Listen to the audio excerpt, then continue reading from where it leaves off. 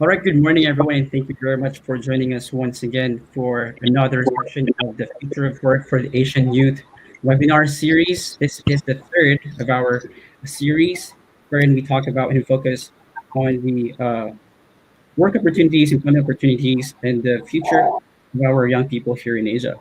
Um, we're now halfway through the series, as I said, and we having covered Taiwan and Indonesia in 2020, with Taiwan being the more technologically advanced, educationally distributed, and gender balanced country between the two. Um, it looks like they're doing fairly okay, but that's not exactly 100% true. It's based on what we've seen and what we've heard based on the presentations. It's grappling with a rapidly aging society with an oversupply of highly educated and highly skilled population, but lacking the sufficient matching local employment opportunities, which is necessary to actually have a more sustained growth for Taiwan. Also, Taiwan is facing the challenges of a more open China, or like more opportunities in China, and offering better salaries for its young people, which has attracted um, Taiwan's youth to maybe look for better opportunities overseas. The other one, though, we also have Indonesia. Indonesia's been is a country that's blessed with a wealth of natural resources and one of the largest and youngest population in the world. But it is constantly lagging behind its ASEAN neighbors in terms of upgrading its manufacturing capabilities, improving education standards, and the necessary upskilling and reskilling of its young labor force. So there certainly are areas within uh, Asia, among these countries, where similar concerns are shared. And today we'll be seeing if Malaysia has the same experiences as the other two. If it's better, we'll see. So for today's agenda, just a quick run through of things. We'll be opening up with a message from our CAS partner in Japan. Ms. Rabea Brower will be joining us shortly, but then we'll be inviting Ms. Christina Perez of CAS Japan, followed by another message by our country partner in Malaysia, the country director for CAS Malaysia. And then we'll be proceeding with the webinar proper or the talk proper, starting with Ms. Tricia Yo, followed by, we'll see if Mr. Siddiq will be joining us in a few minutes, and then to end will be Dr. Muhammad with his presentation. After that, we'll be opening the floor for a quick Q&A. Some of you have sent your questions when you registered, so thank you very much for that. If you would like to raise your questions further, and like we do have a chat box, do leave your comment, and our staff, our team will be picking them up and sharing it with our speakers. After that, will be followed by a quick wrap up by our partner in Taiwan, Dr. Alan Yang. How from Taiwan will be doing the wrap up, and that will be the end of today's session. All right, so let's begin. I would like to call on Ms. Christina Perez from CAS Japan to please open our session for today. Thank you, Yuri. Distinguished speakers, colleagues, dear participants, welcome. My name is Chris Paris, and it's my privilege and pleasure on behalf of our program director, Ms. Rabea Brower, to welcome you here today.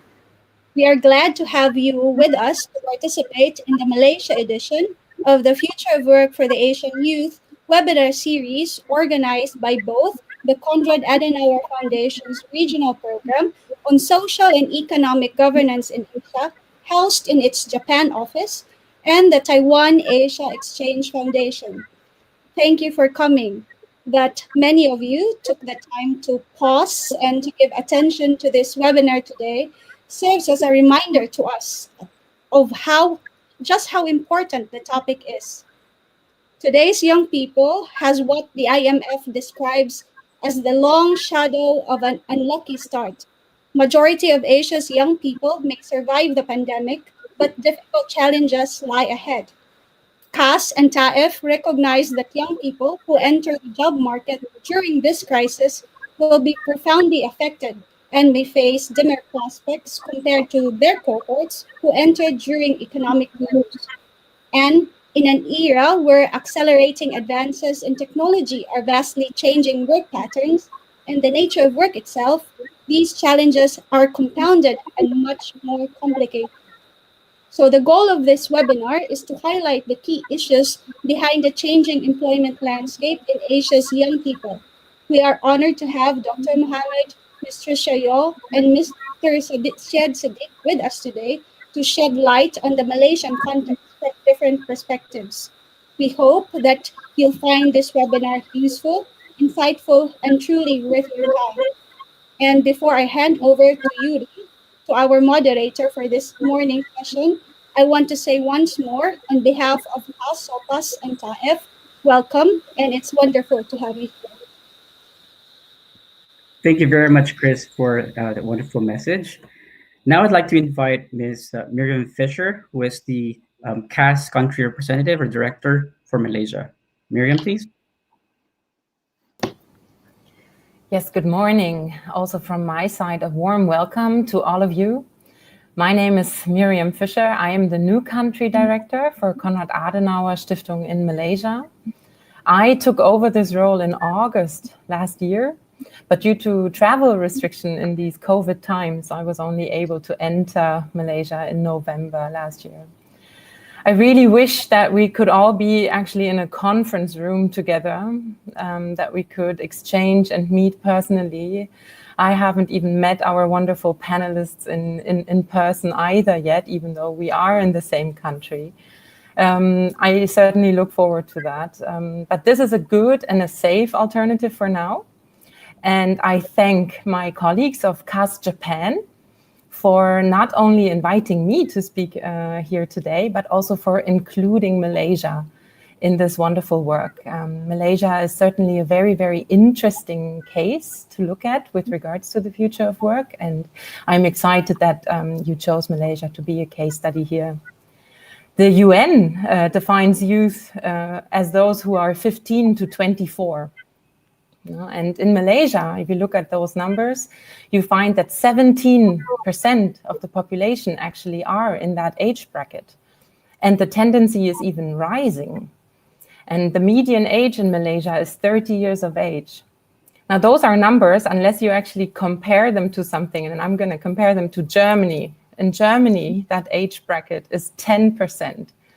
So a lot lower, and also actually it is sinking. So for decades, actually, the youth in Germany have been going down, and the median age is 45. So between those 17% in Malaysia and the 10% in Germany, you actually see right there the potential that lies in this country, and that is basically waiting to be tapped into. And so I'm glad that we are going to talk about that today, but of course also about structural differences and difficulties that might actually hinder the positive shaping of the country's future of work for the youth. So I very much look forward to our interesting panel today. I'm glad to be here. I hope it will be worth your while. And I certainly very much look forward to meeting you all in person soon. And I thank you very much, and I hand back over to Yuri. Thank you very much, Miriam. So again, first things first, basic housekeeping notes. Given that we're now working online, everything is online, we might experience a bit of technical difficulty here and there, but please do not despair.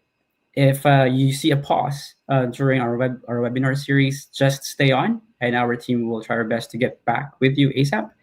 And please remember, if you have questions, please feel free to share your questions in the chat box. Our team will be picking up your questions. And after that, I guess that's all the notes that I have for you. So why Malaysia?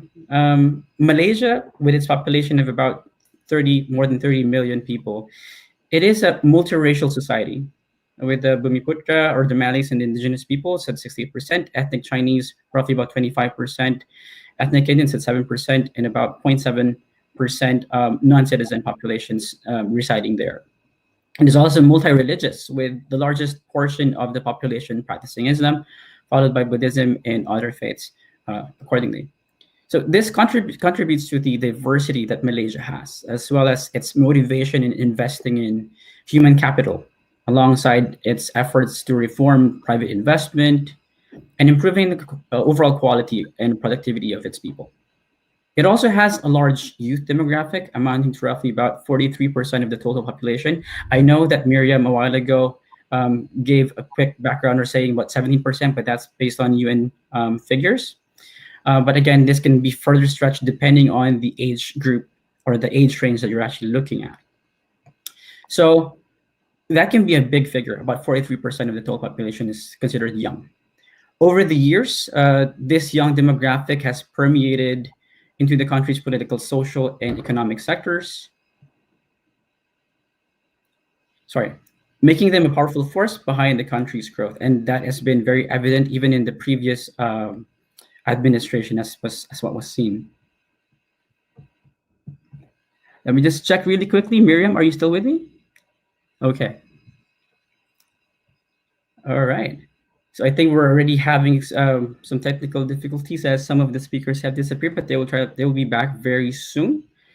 Okay, so true enough, new youth movements are taking shape within Malaysia in the country, where greater youth participation across sectors are being observed as young technocrats take seats in government. New startups are forming here and there, and a lot of new movements or a lot of new changes happening all throughout. In fact, and the average Malaysian youth is also well educated and enjoys better opportunities than some of its neighbors in the region. So this is partly due to its middle income economy. However, that also paints the picture that while it is not doing poorly, it isn't exactly perfect either. So gender equality, access to quality education, and labor market demand continues to be hindering factors for many of Malaysians. Just give me a second.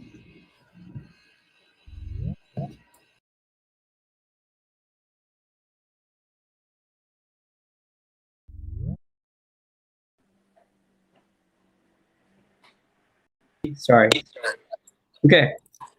Going back to what I was saying. So gender equality, access to quality education, and labor market demand continue to be hindering factors for many of Malaysia's youth. So, as the country copes with a rapidly modernizing global market, it pays to have a look at how future ready it is and its young people. So, to start today's session, I would like to give a perspective on how Malaysia is right now, where it is, where its young people are, by inviting someone who's very much familiar with its young people. Um, our very first speaker for today is the current CEO of the Institute for Democracy and Economic Affairs, or IDEAS, in Malaysia. It is an independent public policy think tank where our speaker was previously COO. She was also fellow and visiting research fellow. As a PhD candidate at the School of Politics, History, and International Relations at the University of Nottingham, Malaysia, she is particularly interested in examining federal-state relations and opposition subnational durability within dominant party authoritarian regimes. Very impressive. She was research officer to the Selangor Menteri Besar at the Selangor State Government and was director of the ASLI Center for Public Policy Studies. You might have seen her name if you've been reading publications, printouts, magazines, because she is a regular contributor to The Sun, the Penang monthly magazine, and previously with the Selangor Times as well. So she's a columnist in her own right. A qualified econometrician, she writes on national socio-economic policy and has been invited to talk at both national and international platforms on the subject matter. She also sits on the board of IDEAS Berhad and is director of the Institute of Youth Research under the Ministry of Youth and Sports. I'm sure we'll be learning a lot from you today, and welcome, Ms. Tricia Yeo. Thank you very much. Good morning, everyone. I'd like to just say a word of thanks to Konrad-Adenauer-Stiftung, to Miriam, and of course to the Taiwan Asia Exchange Foundation. This is my first time interacting with you, but thank you for inviting me on a very important topic. So I'm going to share my screen, and I hope that everyone can see it. The future of work for Asian youth. So I prepared some slides because I think it's just good for us to see where we are in terms of the trends. And I'll just jump straight into it. So I think in order to analyze what's happening in Malaysia, I think it's important to broaden out in the first place to look at what's happening globally. So these are kind of trends of emerging and redundant jobs from the World Economic Forum's Future of Jobs survey. So in short, the job landscape has been shifting from very traditional roles like data entry, even accountants and auditors, to tech jobs like data analytics, IoT, AI, software development, and so on. So this is the global trend. And of course, Malaysia is not absent from this trend as well. We might take a little bit of time to get there, but this is what you will see. And of course, what happened this year during the pandemic, that has accelerated these trends as well. Just looking at specific data in Malaysia, so what has the impact been of COVID-19 on employment? We have had the highest unemployment rate since 1989.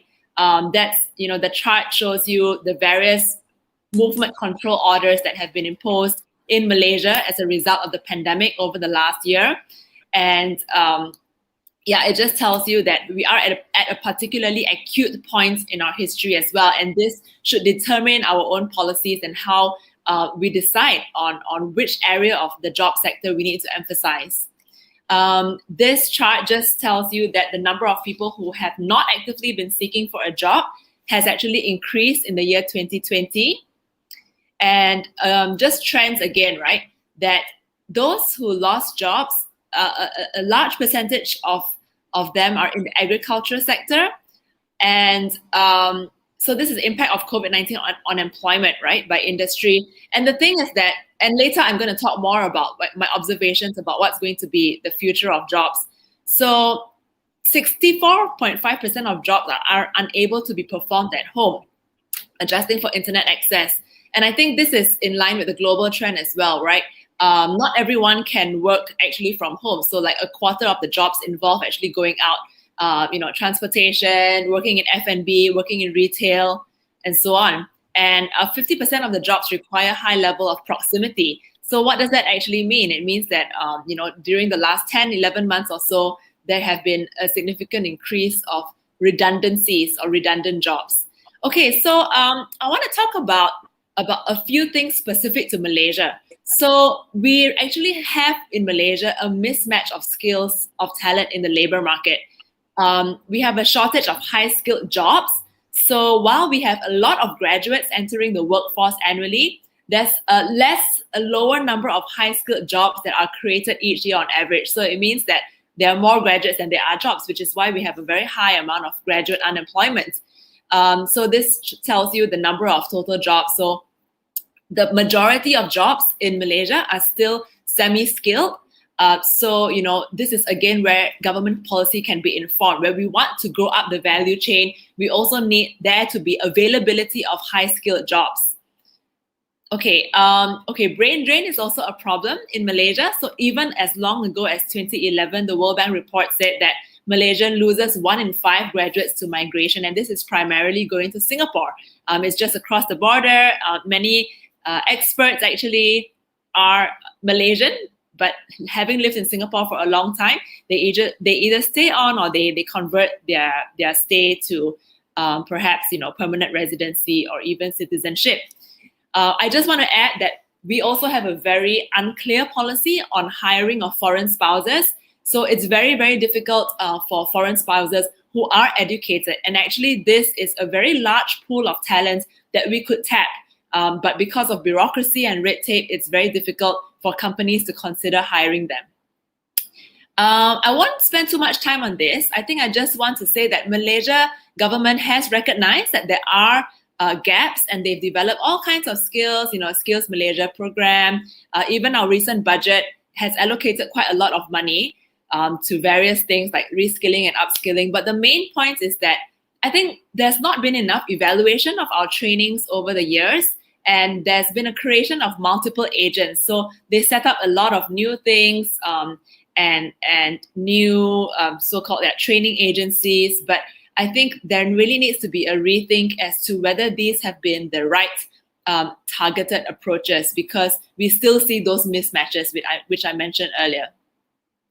Okay, I I wanted to talk about SMEs because this is an area that Ideas has actually recently been doing quite a lot of work in, and we recently published a very long paper 2 weeks ago. And please look it up on our website if you're interested on post-COVID-19 recovery, building SME resilience. So we know that 98% of establishments in Malaysia are SMEs. They account for almost half of the total employment.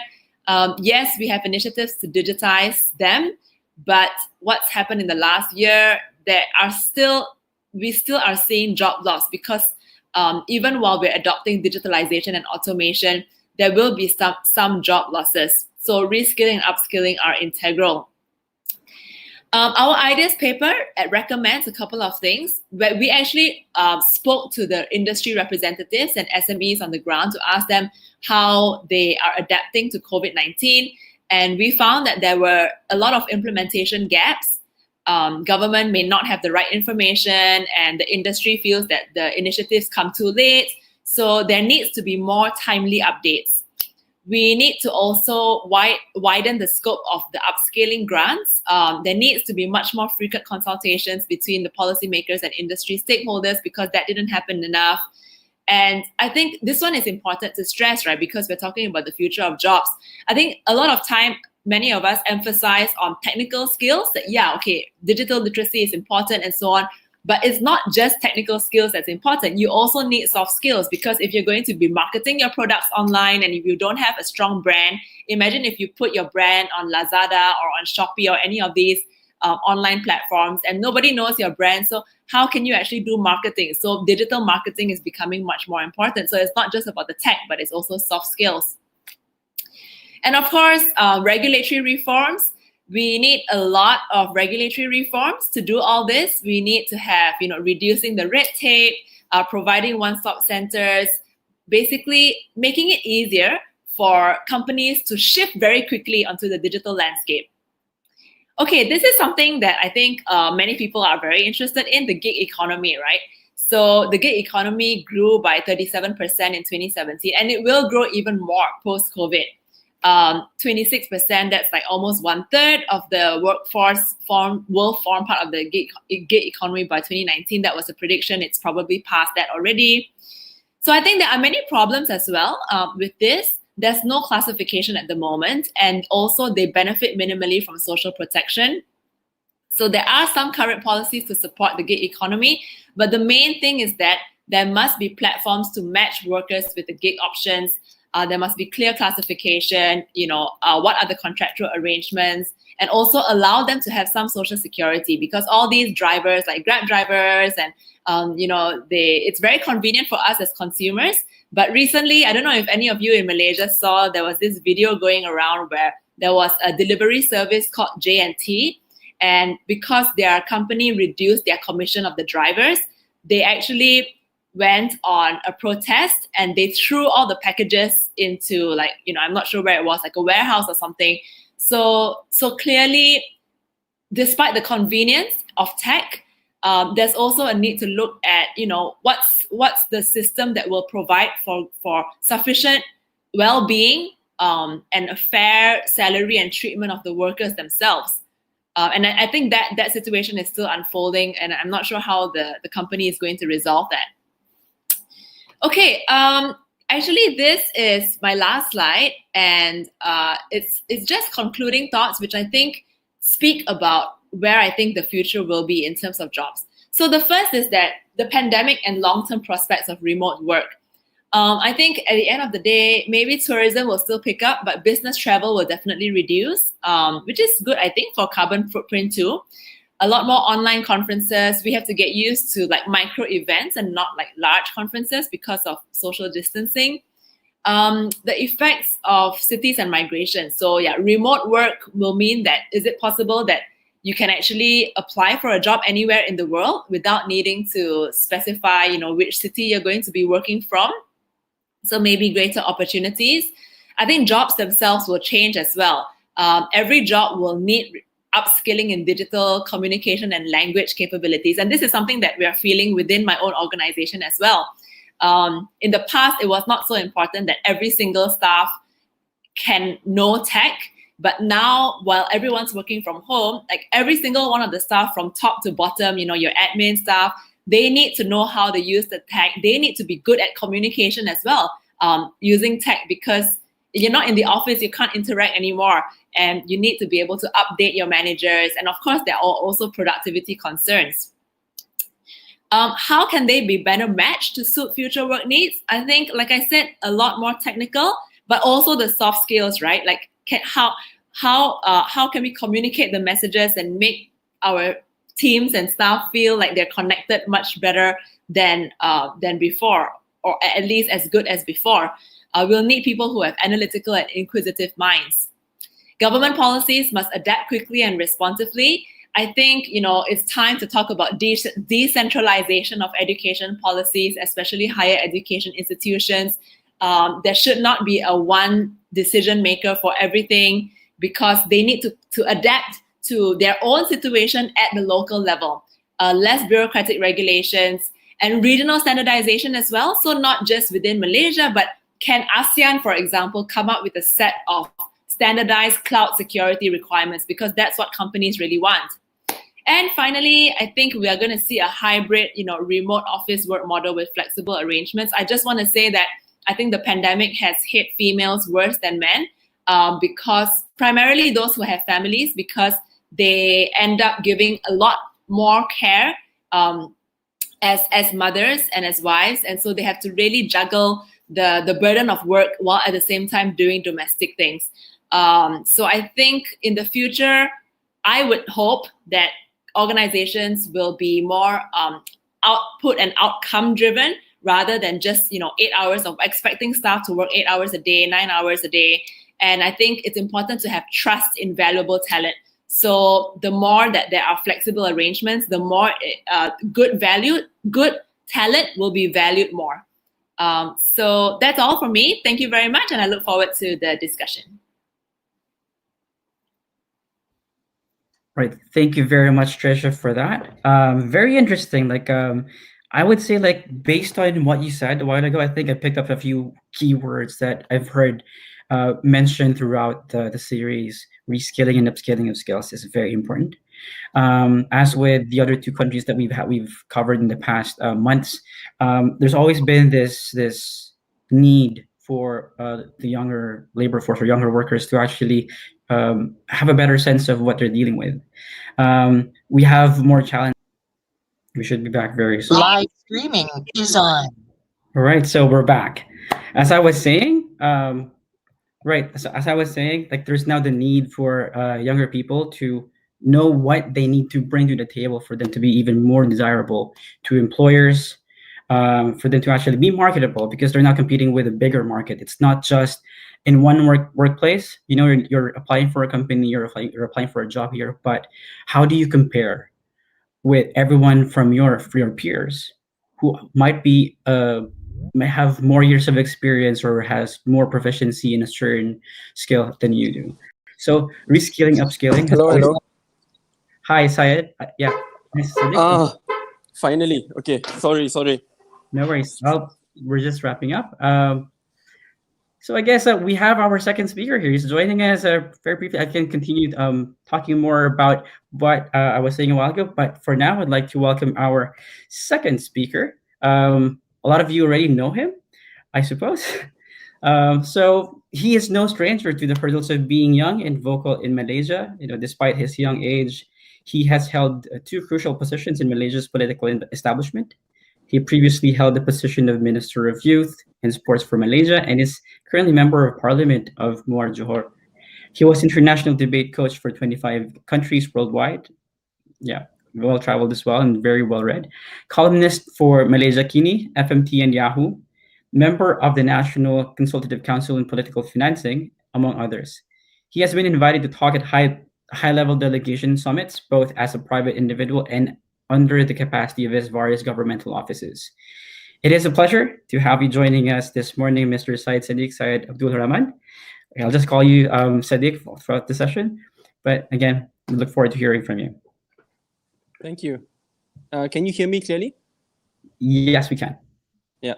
Thank you very much. I believe Trisha has already explained in detail about the employment scene in Malaysia, especially in how we are grappling with COVID-19, I'd like to focus a lot more on what are the best steps to move forward and the challenges which we will face after we recover from COVID. I think the bigger challenge will be how do we prepare our education system with what is to take place.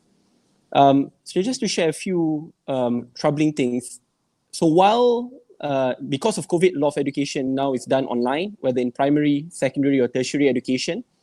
And while Malaysia is a country in which internet connectivity is relatively good, however, access to internet in terms of laptops and smartphones is still relatively weak.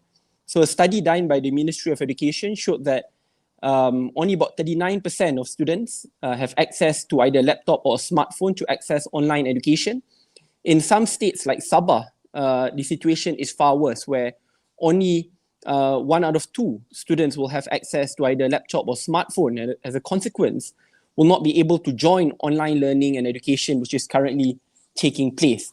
So the fear which a lot of Malaysians, and especially Malaysian parents, face is a lost generation.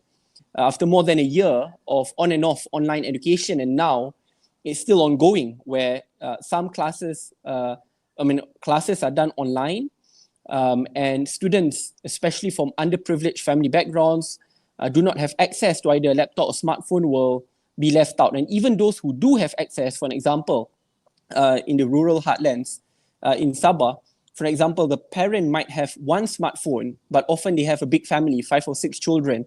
So in the end, they have to borrow smartphones or laptops, where some of their siblings will be able to access the internet education, some won't.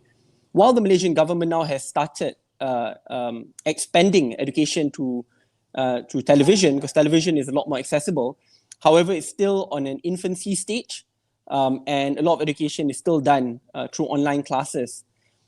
So the trouble then is what will happen to the lost generation, and how this will even enlarge the digital divide among the rich and poor, and even among Semenanjung and Sabah and Sarawak, which is among states. So it's not just among the rich and poor, but also interstates economic disparity, which will take place because of the education divide driven by the digital divide.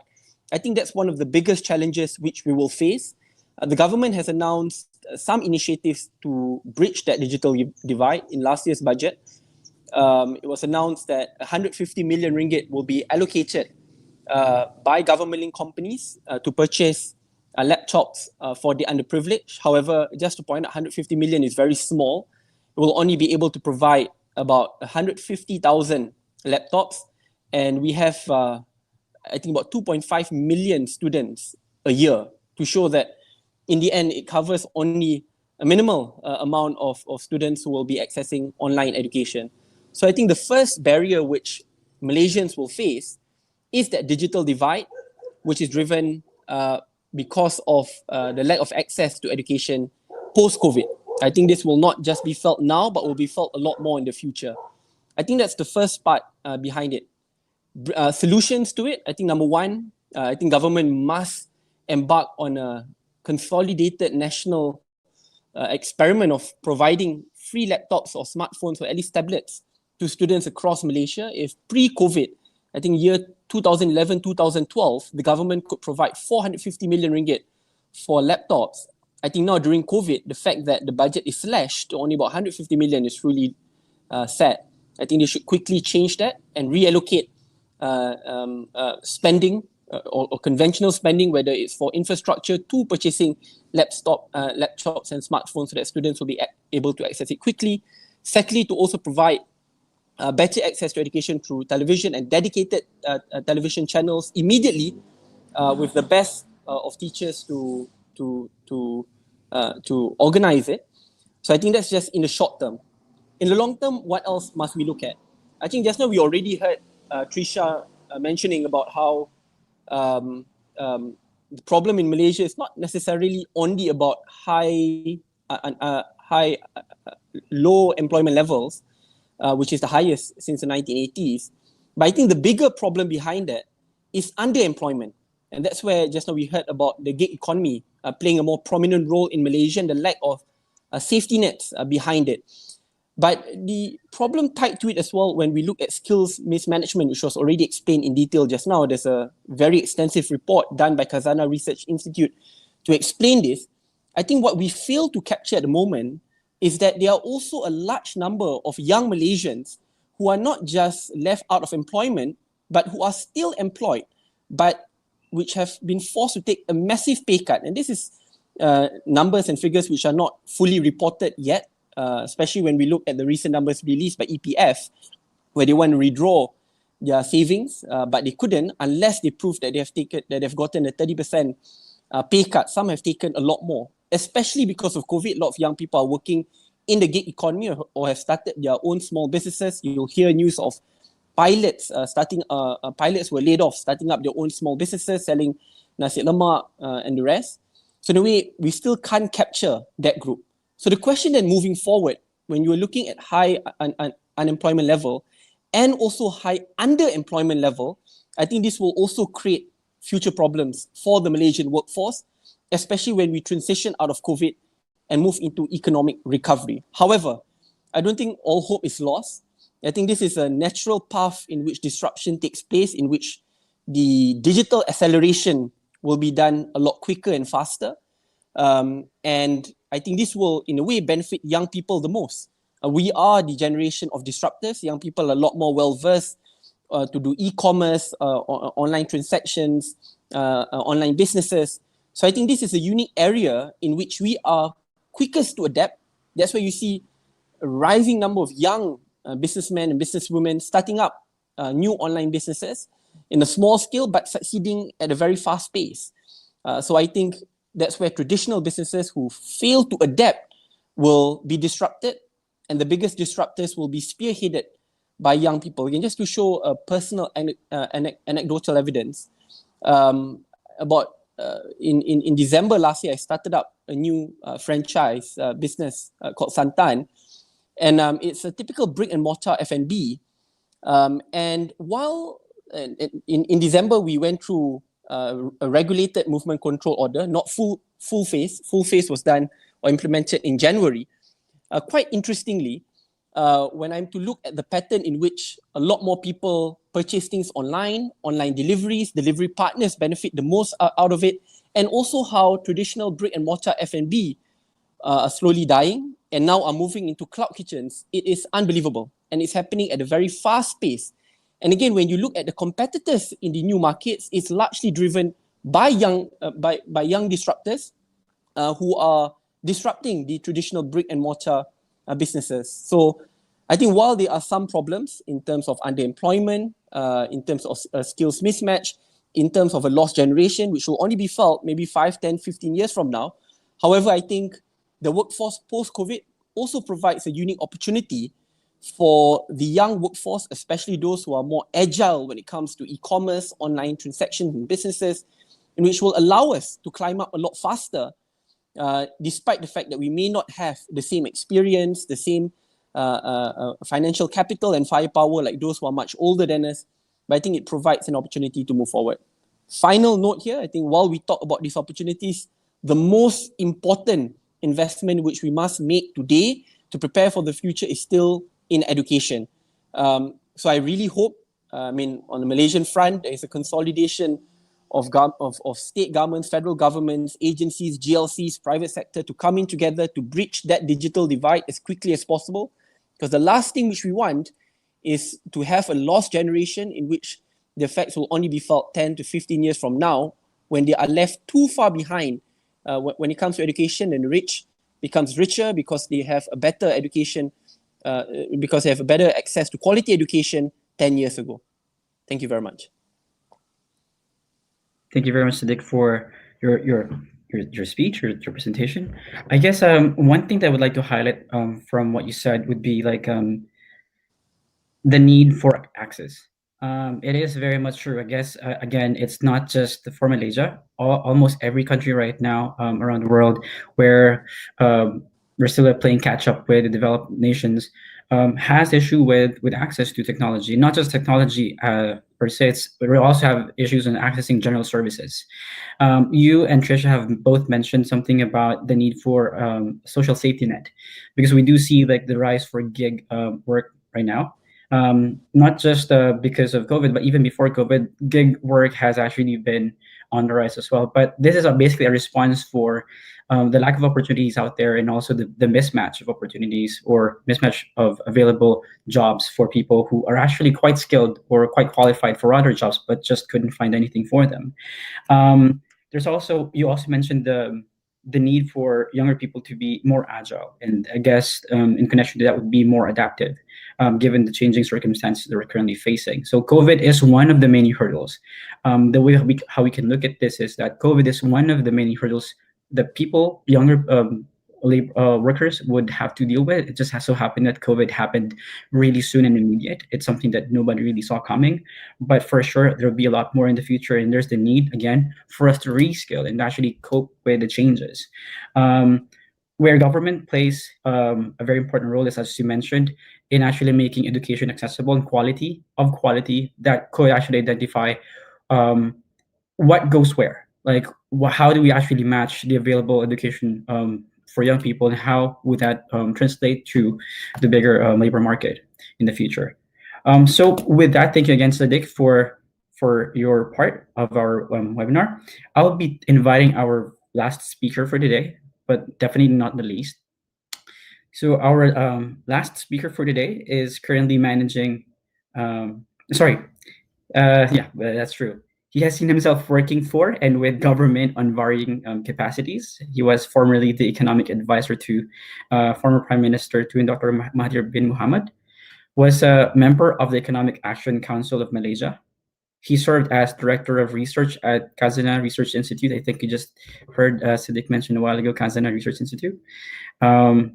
He served as director of research for that institute and head of economics at the Securities Commission Malaysia, and as senior analyst at the Institute of Strategic and International Studies, also in Malaysia. Aside from these impressive roles, he has served as consultant for international organizations such as the World Bank, the UNDP, UNICEF, UN Population Fund, and UNESCO. He is currently managing director of DM Analytics and research fellow at the Institute of Malaysian and International Studies at the National University of Malaysia, or UKM. He is a board member for Allianz General Insurance Company Berhad, the Malaysian Institute of Economic Research, and previously with the Malaysian Investment Development Authority. He has also penned books. Two of them are The Color of Inequality and Antara Dua Darjat. If I didn't pronounce it properly, I'm so sorry. So we look forward to learning from you today, Dr. Muhammad bin Abdul Khalid. Thank you for the long introduction. I now regretted that I allowed Trisha and Sadiq to speak first, because most of the points has been covered by them. So I have to think something intelligent to say to the audience. I'll try. Maybe I'll summarize what I'm going to say. The topic is future of work for youth, and how the future looks like. It may be very dim and dark, but it can be bright if we do the correct thing. If you look at the youth in the labor market, for instance, even before COVID, they are in not a good position. If you look there in terms of unemployment, there are 3 times more to be unemployed than other groups, if we talk about youth. And 90% of them, globally, 90% of youth work in unsecured, informal work. And COVID make it worse. If you just pause for a minute, 90% of youth globally work, engage in unsecured, informal work. That is already a dire situation before the pandemic happens. And pandemic will make it worse. And of course, like Sadiq mentioned, for the youth, 15 to 24, not all working. Some are still in education, and you have digital divide. Sadiq mentioned about the case in Sabah, a very poor state, but even in the rich state, like in Kuala Lumpur. Kuala Lumpur GDP per capita is same like South Korea, or just slightly below South Korea. But those who live in low-cost flat, 9 out of 10 do not have good digital connectivity. So even within states, in rich state, there are issues. So before COVID, globally, the youth are not doing that good, and COVID would exacerbating this entrenched vulnerability, especially in particular for young women. In Malaysia, I'll focus on Malaysia a bit, like Trisha mentioned earlier. We have higher youth unemployment compared to other groups. If you take 100 youth in Malaysia, age 15 to 24, 13 would not be working. Unemployment rate is about 13. 13 are not be working. And this is much higher than other age group. If those above 30, the unemployment rate is about 2%. So the bulk of those not unemployed are this young group. 13 out of 100, 13 not working. But the worst, again, like what Sadiq mentioned, underemployed is about 23. So you have 13 and you have 23 underemployed, you get 36 either unemployed or underemployed. And this is much higher compared to other groups. Remember what Miriam mentioned earlier. This age group is only 17% as a total population, or 18% of total labor force. But in terms of either not working or underemployed, is double, over represented. And those unemployment among youth is much worse if you have a degree, if you have tertiary education. So having good education doesn't mean you're going to have a job in Malaysia. In fact, having lower education is better in terms of having a job. And those graduate, many of them underemployed. And if you slice it further, who among the graduates who do not have jobs? If you slice by parental income, those parents that earn below 1,000 ringgit, the poorest, 1 in 3 would not have a job. And the number will be decreasing as the income parents goes up. And this, you've seen many research around the world across time. If you are born rich, you can do so many things wrong. You cannot be a C, you can be a C student, but you're still going to be better off than A students from low income families. And this is before COVID. Why there's so much underemployment or unemployment, especially among graduates in Malaysia? Trisha mentioned we do not have high income jobs. That's spot on. We do not create high income jobs. And this is quite recent. In 2010, for every one graduate, there'd be one high income job vacancy, 1-to-1. This is 2010, about 10 years ago. 2020, for every one high income vacancy, income job that's advertised, there's 4 students that searching for jobs. So the number of high-skilled job has been decreasing. At the same time, the number of high-skilled graduate has been increasing. The answer is simple. We create too many low-cost and mid-skilled jobs. I'll give you an example. In 2018, MIDA did a study, 2018, 3 years ago. For 100 jobs that were offered in Malaysia at the moment, in primary sector, manufacturing sector, and services sector, 3 sectors. Out of 100 jobs offered, 89 low skill. And you have to remember, among youth in Malaysia, 50% are tertiary educated, and slightly higher for women. But we created 89 low skill, 7 medium skill, and only 4 high skill. So there's a huge mismatch because we do not create enough jobs, and this got to do with our policy. So I'll give you a background on what happened. Then what is the future for the youth given this pandemic? It's going to be very, very difficult because there's no growth. Even if you think that there's economic recovery, if you look at Asian financial crisis, it takes Malaysia about 4 to 5 years to go back to the level of pre-crisis. So even though growth goes up, you're not going to recover your job losses. Even America, I think last week they produced a number. The number of jobs available is not yet enough to cover job losses. So it would take time. Even if next year or this year economy is positive, but it doesn't mean we have recovered the jobs. So when there's less economic recovery, who's going to provide jobs? So it's going to be very difficult. But it doesn't mean that we do not have policy options. We have policy options, those in the short run and those in the long run, for firms and for government. For firms, and this works with the incentive policy, one has to move away from depending on low-skill jobs. Even if you lose to Vietnam, it's okay, because we were there 10, 15 years ago. It's time for us to move up the value chain. You cannot be competitive by pressing wages down, by depending on low costs. This is not a good model. We have done that. Thank you very much. We've done well. Time to move on. We cannot depend on low-skill model. But for firm, it makes sense.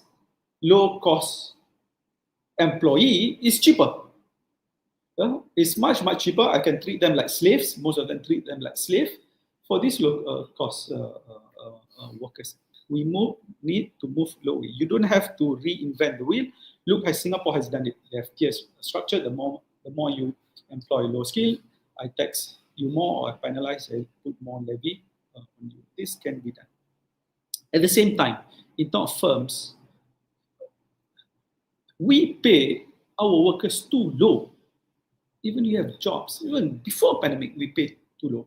For every 100 that the economy creates, about 36 out of 100 ringgit, 36 goes to employees, 4 ringgit goes to the government, 60 ringgit goes to firms. You compare with America, firms takes about 40 rather. Our firms take 60, our owners. Singapore, they take 53. Even when compared among free market, father of capitalism, the owners take much less than our owners. We pay our workers too little. So the move away from low-skilled workers and to pay our workers better, I think is something immediate that needs to be done.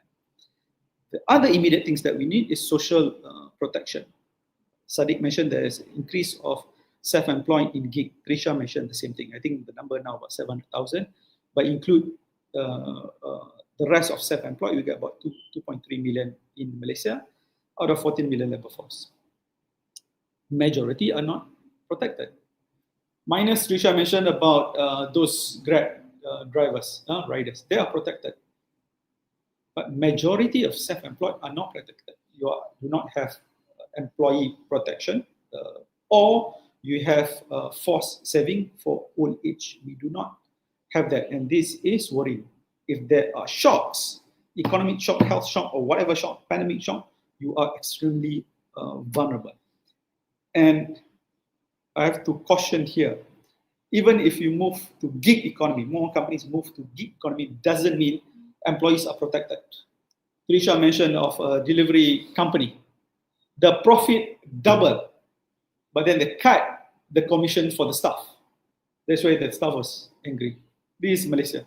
You look at the second biggest Malaysian company, the height of, I think in April last year, they become second, almost become the largest company in Malaysia, bigger than our telecom company, bigger than our power company, bigger than our airports, airlines. It's a glove company. So rich, but they treat their workers poorly. Second most valuable company in Malaysia, and treated the staff, especially foreign workers, extremely poorly. You take, we say, don't talk about Malaysia. You take Amazon, one of the richest. I think Sanders mentioned. What the owner makes, what the employee makes in 1 year is equivalent to what the owner makes in 11 seconds. But the commission was cut. The minimum wage not increased. So it doesn't mean when you have gig economy, people will better off without inclusive policy, without sharing of wealth. In fact, when you look at the COVID, those who rich are those who own this gig or digital economy because it's not being shared. Then what do you do? I mentioned about the firms, I mentioned about social protection. It's immediate and it's a must. But importantly, also you must address the current issues. People who are losing job, firms who are not doing well, cash transfers matters, cash assistance matters. This is where we're lacking. Malaysian, unfortunately, we do not spend enough. Yes, we spend 20% of GDP on COVID, but fiscal injection by the government, real hard cash, is only 4%. Singapore spend 5 times more than us. Thailand spend 2 times more than us. Philippines spend 1.5 more than us. Indonesia spend 1.25 times more than us. And for the youth, Risha mentioned there's a budget. Total youth allocation for jobs, total budget, 330 budget, only 0.4% goes to youth to create jobs. It's at 1.5 billion, I think. It's extremely little to make a dent. So cash transfers is needed to ensure that you want to protect the future, but existing also need to be taken care of. So the cash assistance is actually important. That's short term. For the long run, like Sadiq mentioned, is on education. There should be a mix of high tech, mid tech, and low tech. Low tech, I think Professor Jomo mentioned, use TV and use radio as a mean for online learning. Low tech, you can download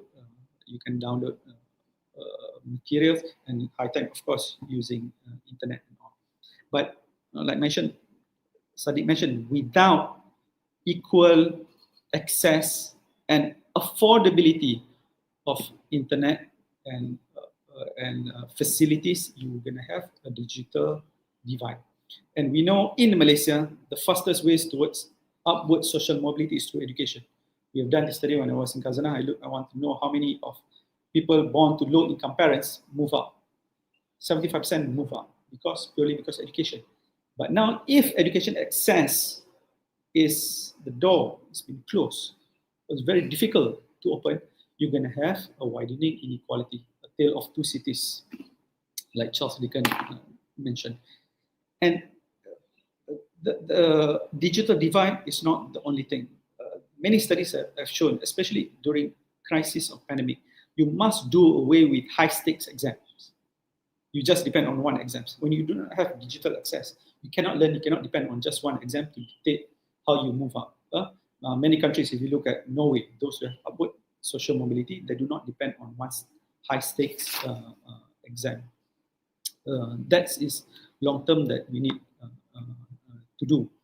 But importantly, I think, despite or in spite of, if you do better policies in job creation, social protection, education, or the reform, the most important thing, youth play an important role, and Sadiq is big on this, to ensure, like what there's an Arab saying, for a leader, for the youth, to have 3 C's: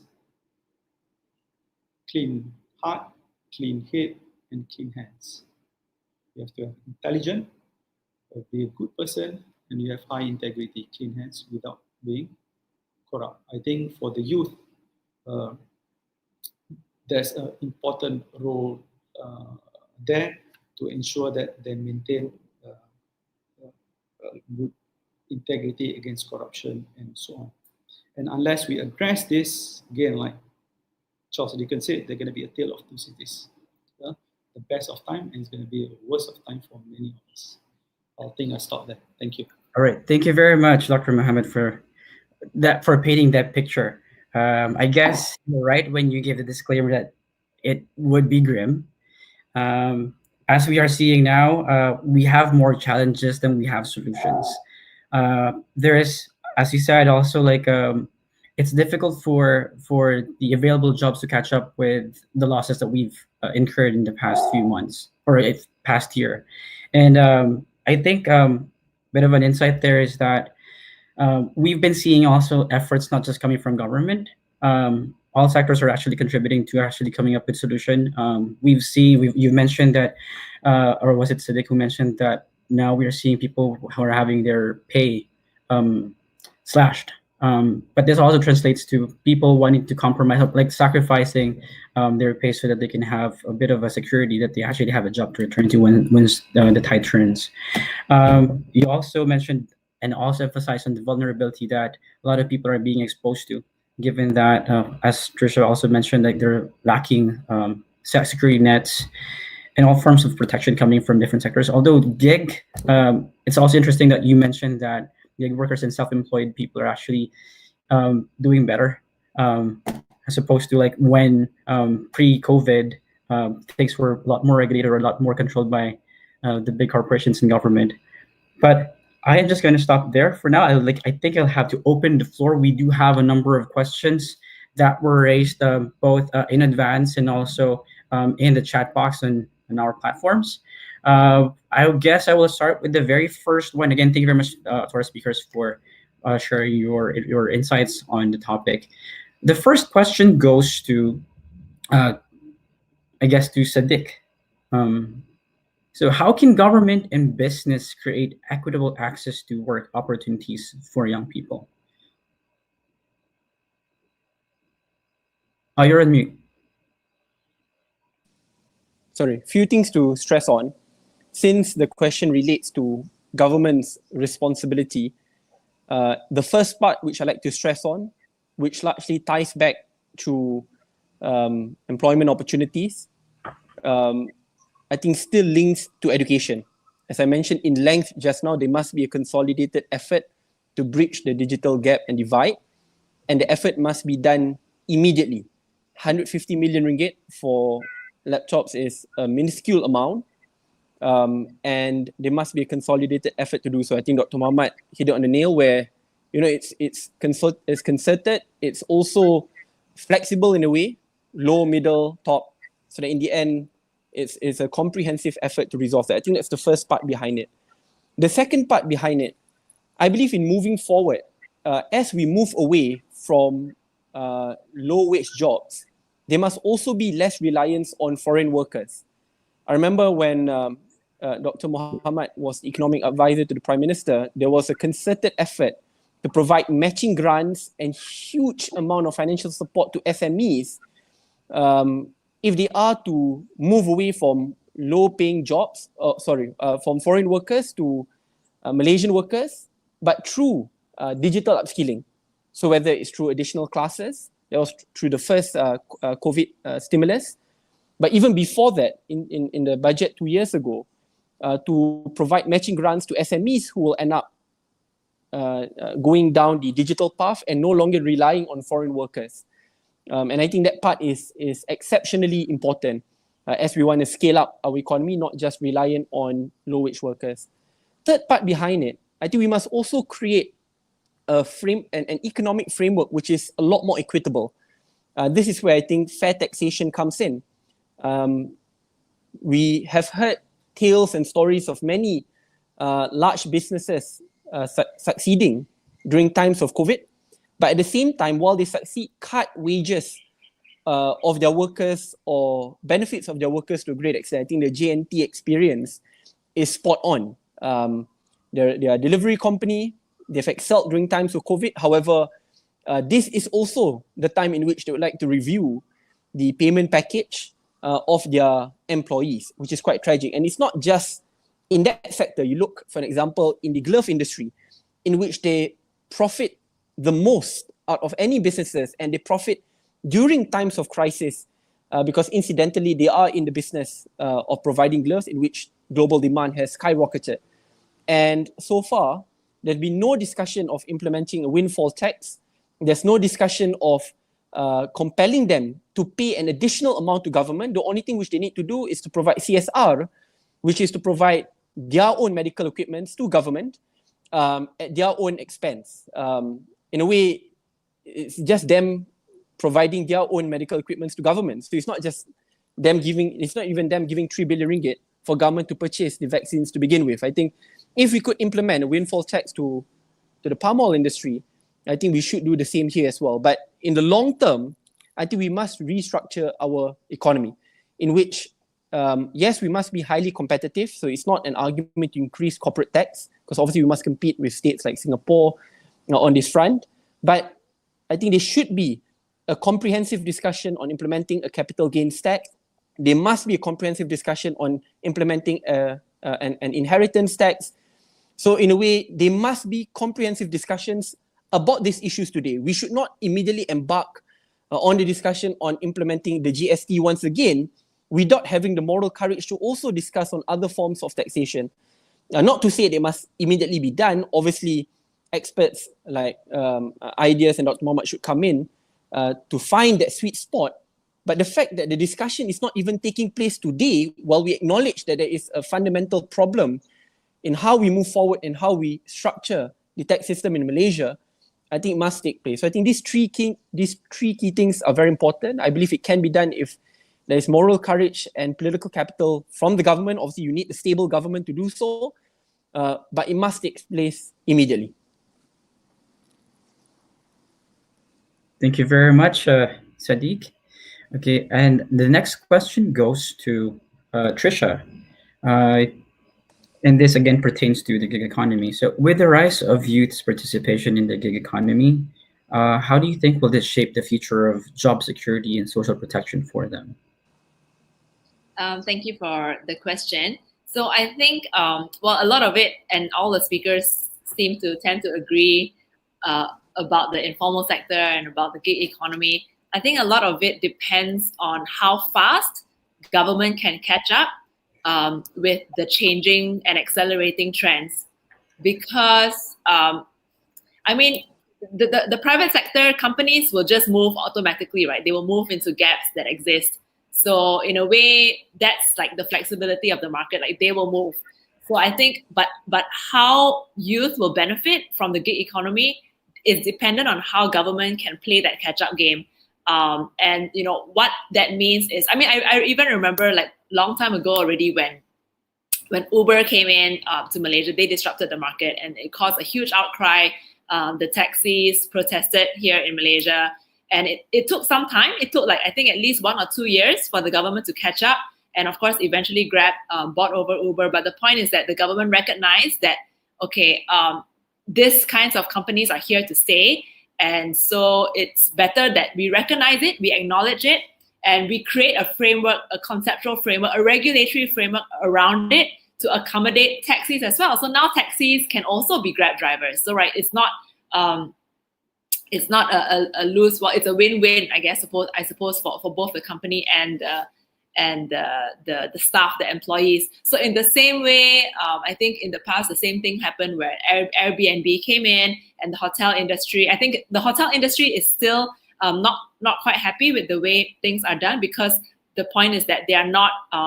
They need to pay certain regulatory taxes, which perhaps the Airbnb does not. So it's a matter of accepting that these are the changes taking place in the gig economy, and in order for there to be mutual benefits from the companies as well as the staff, so the staff being treated well, and the government to benefit from it as well, right? So the government still wants to, the incentive for the government to actually play that catch-up game is that they want to derive some kind of value from these industries. So, you know, that's why things like digital tax has also gotten the buy-in, precisely because they've had to recognize these sectors, whatever the gig economy is, and then derive some value from that. And I also wanted to touch on something that Sadiq mentioned earlier, which is the tax reform question. So this is something that we need to consider long term for Malaysia. Whether or not whether it's a question about GST or you know, basically what happened is that the previous government took away the GST that was implemented, and now the collections have fallen for government, and this also comes at an acute time where the government is fiscally pressured because they want to be able to spend more, and you know, the economic fallout for pandemic and so on. But I think Ideas has also published something on tax reform in 2019.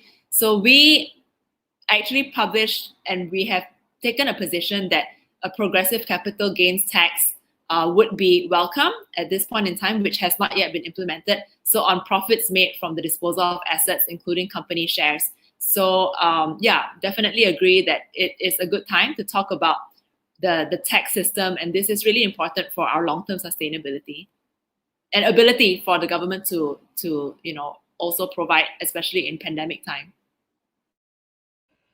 Thank you so much, Trisha. Right now, I'm just going to pick a question from the audience, and this one is directed to Dr. Mohammed.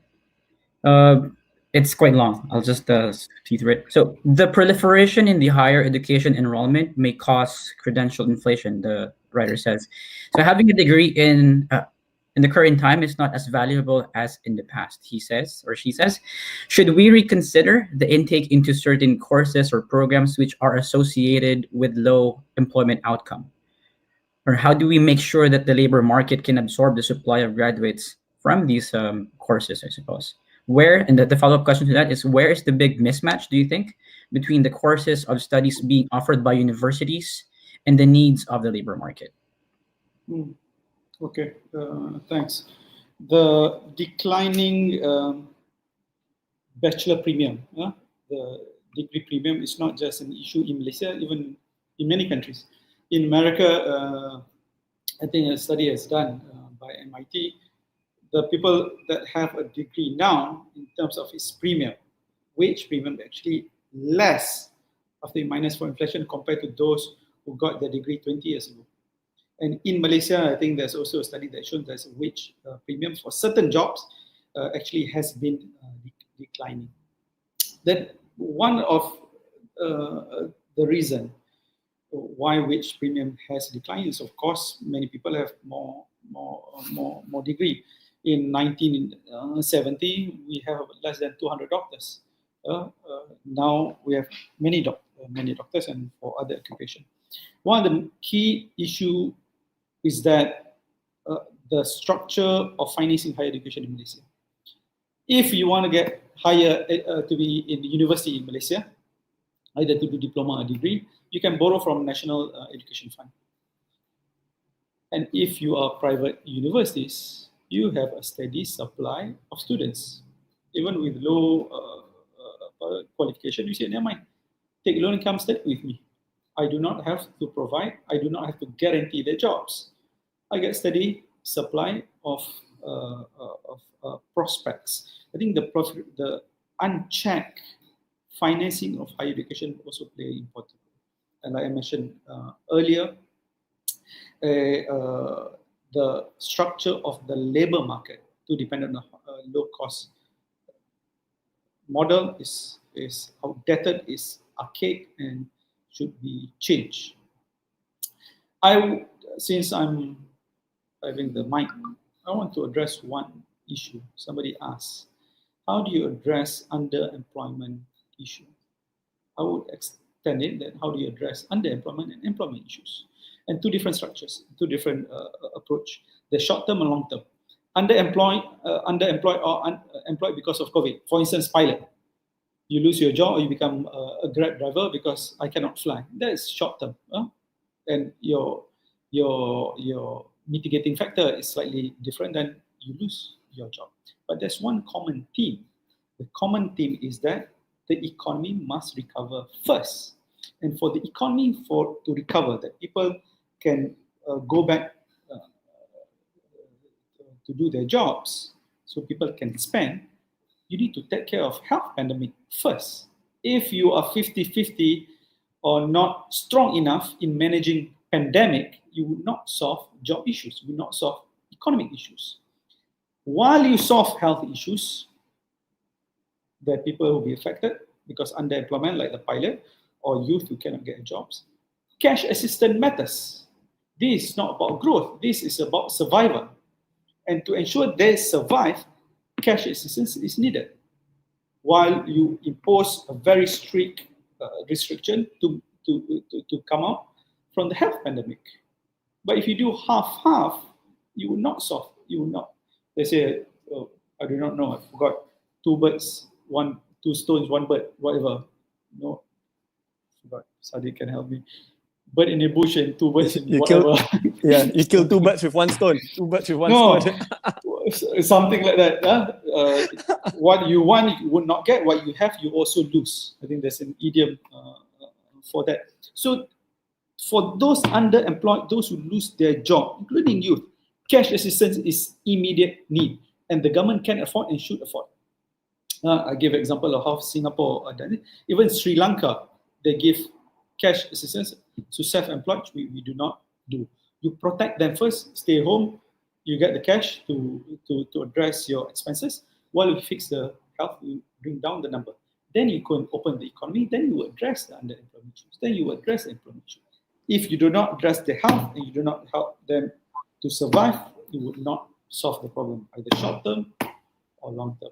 I think priorities need to be get straight, and the thinking, we cannot spend because we do not have money, or we have to address fiscal deficit, or because of rating agencies. I think it's misguided and not backed by facts. Okay, over. Thank you so much. Now we have journal questions, so this is a free for all.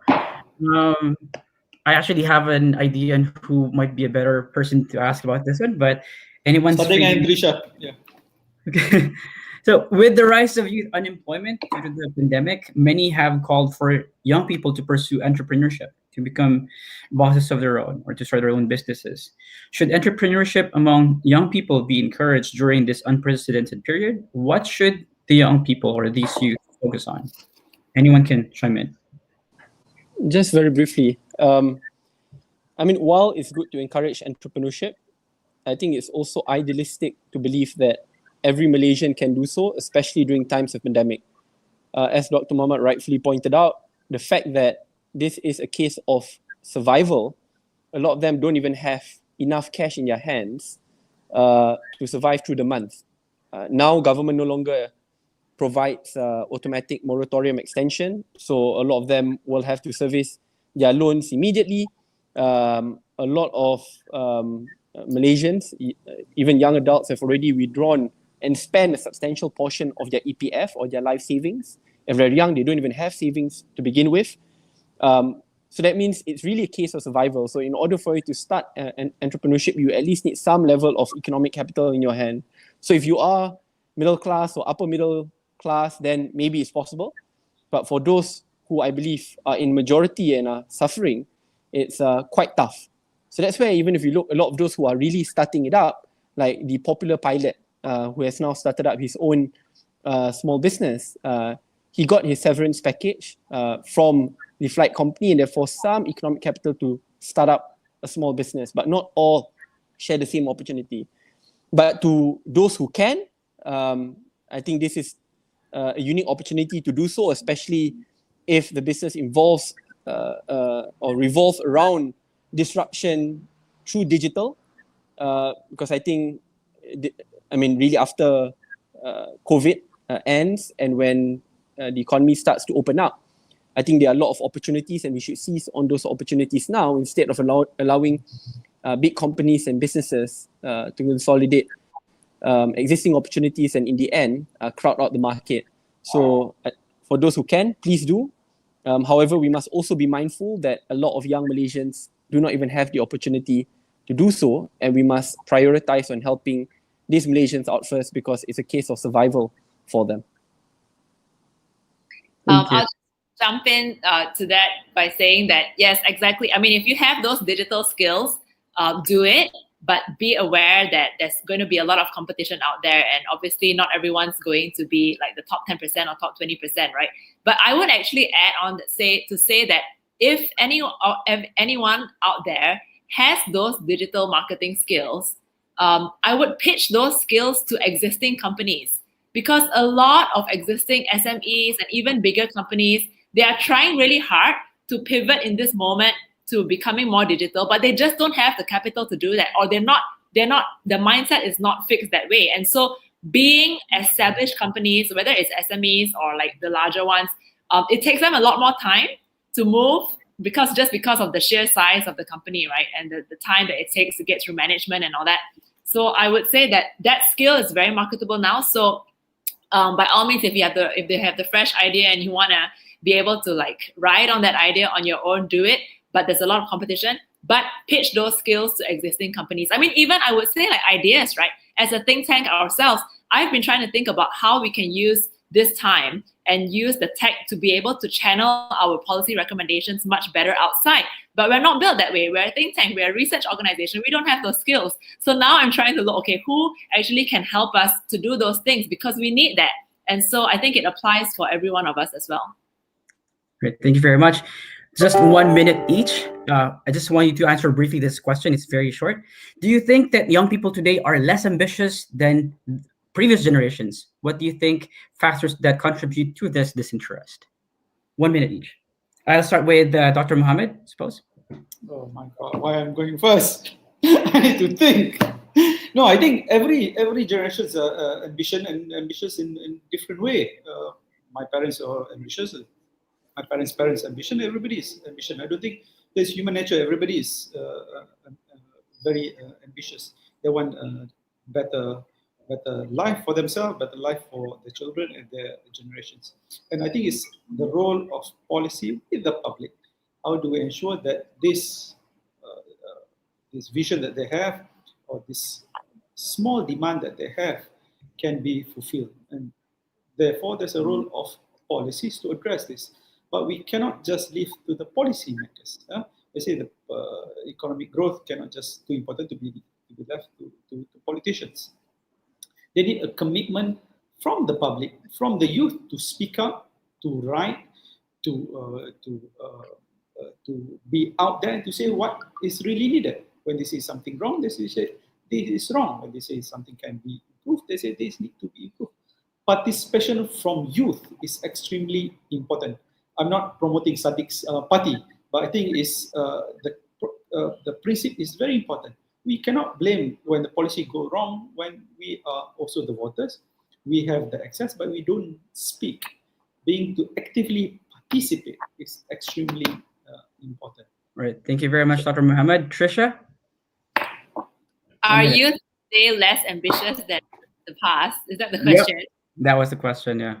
Okay, that's a very strange question. I don't know. I'm not sure what the background and context of that is. Like, is the context because this is the generation that prior to the pandemic had actually not faced severe hardship, had not faced any world wars. So I would say that this is probably the pivotal moment for this generation.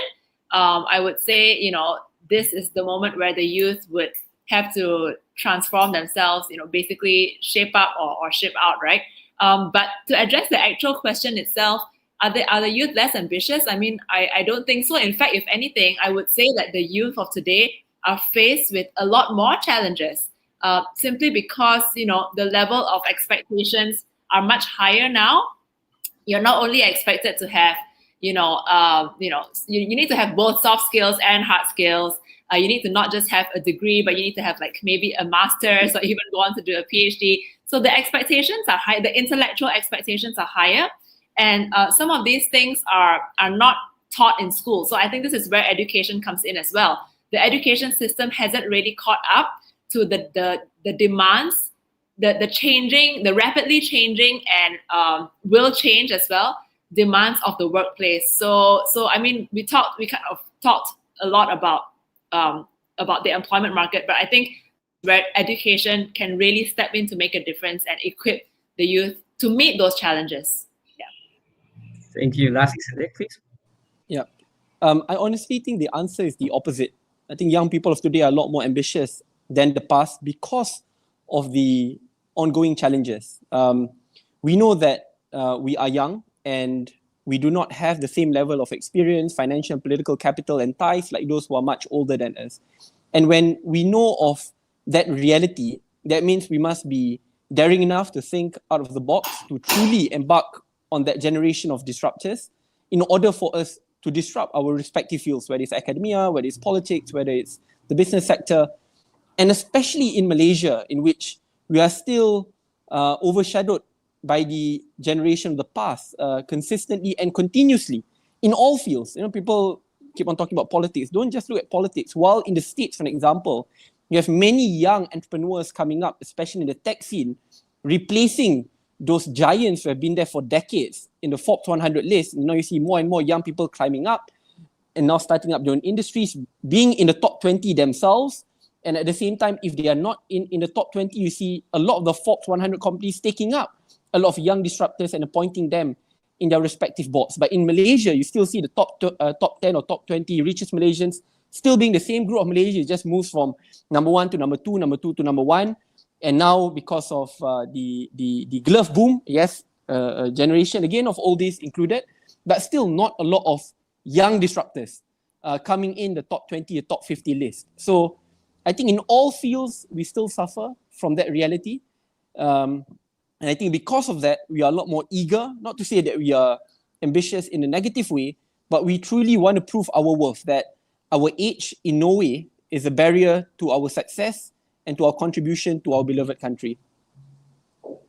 Thank you so much, I guess, with that. So much expectations, but we do hope we still get enough support, right? Okay, thank you very much, speakers. We've come to the point where we need to wrap up very quickly. We would like to invite Dr. Alan Haoyang, the Executive Director of Taiwan Asia Exchange Foundation, for a very brief summary, closing remark. Dr. Alan, please. You're on mute. Professor, you're on mute. Press the space bar, please. There. Yes. Okay. Am I clear? Okay. Thank you, Yuri. And also, I would like to thank all the panelists and also our partners in Malaysia and beyond. On behalf of Taiwan Asia Exchange Foundation, I'm very honored to be invited in to attend this webinar.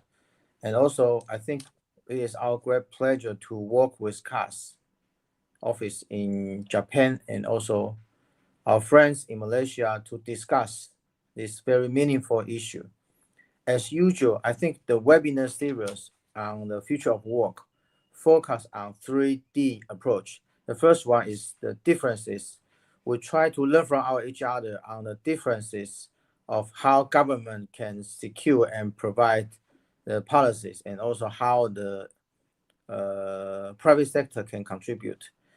And the second thing is we brainstorm how the difficulty that we are facing, I mean the common difficulty, and also through the dialogue, we can try our best to prioritize some kind of solution and suggestion. And I'm happy to learn from our panelists and our speaker today that I think the case in Malaysia, the future of work, actually has already gone beyond the discussion over the jobs, the salary, mobility, or the skill. To some extent, especially in the COVID-19, in the pandemic era, the future of work should relate it to a sense of security, and also, especially for the Asian youth, the sense of well-being for their career. And what we have been discussed today focus on how the government and public sector structure of if some effective policy to facilitate the sense of security for the young nationals and also the citizens. And we do also encourage the private sector to support the young people's career and also their well-being through such as the CSR project and also some partnership project. And especially for the role of the think tank, just as CAS and also TAF do. For example, Taiwan Asia Foundation has been established in 2018. We are the policy think tank to facilitate Taiwan's new southbound policy, which aims to contribute to the regional community in ASEAN and also neighboring countries. We would like to provide and also consolidate the partnership from public sector and also working with the private sector, especially in terms of this future of work of the Asian youth. So this policy recommendation to the stakeholders and also to the leaderships. So finally, I would like to invite all of our panelists and speakers to thank you for the wonderful and insightful remark. I personally benefit a lot from all of you. And I would like to look forward to the next dialogue. And please stay healthy and strong. And let's work together in the future. Thank you. Thank you very much, Dr. Yang. Well, that's our end for today. That marks the end of our session for today for the Future of Work Malaysia. Again, this is a 4-part series and today is our third. Look forward to our fourth one. It's coming up in April, where we'll be tackling Vietnam. So look forward to the summary about what for today's webinar. That will come out within a week and posted and shared through the different platforms of CAS or the TAEF. I think we'll also trickle it down through the grapevine. And also, in 2 weeks, we'll also be coming up with a country profile to reflect some of the things discussed today, as well as some of the recommendations and comments that we have. Again, thank you very much, everyone. As Dr. Yan said, please stay safe. No, these are very difficult times. Thank you very much to our speakers, Trisha, Dr. Muhammad, and Sadiq, to our partners in CAS and TAEF. Thank you very much. In advance, happy Chinese New Year to everyone. Thank you, everyone. Take Thank care. you. Have a great day, everyone. Thank you, Okay. everyone. Bye-bye. Bye. Thank you. Happy Chinese New Year. Thank you, everyone. Bye. Bye bye. Thank you.